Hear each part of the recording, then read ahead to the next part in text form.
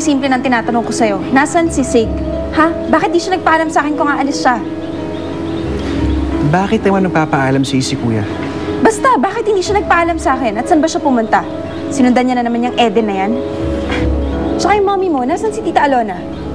Nasaan ba sila? Hoy, ano na?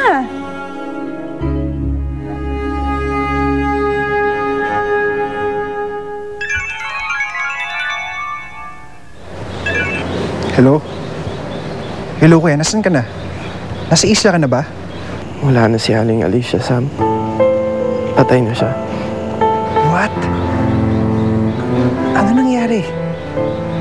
Saka na lang ikwento sa'yo, Sam. Naawa ako kay Eden.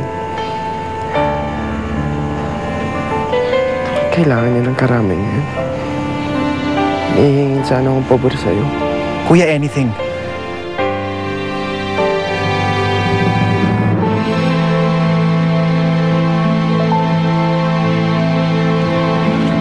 Den, kain ka muna kahit konti.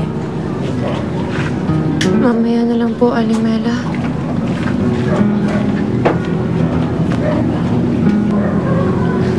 Then si Perla at si Frida nandito.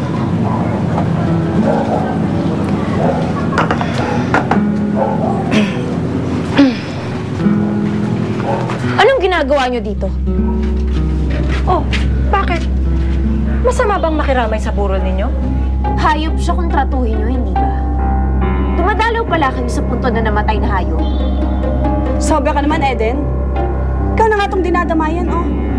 Sana noon pa. Sana noon pa namin nakita yung pagdamay na yan nung buhay pa si Inay. Hindi ngayon. Isa na siyang malamig na bangkay. Hindi niyo ako gustong damayan. Gusto niyo ako nakikitang nahihirapan. Umalis na kayo. Hindi ko kayo kailangan dito.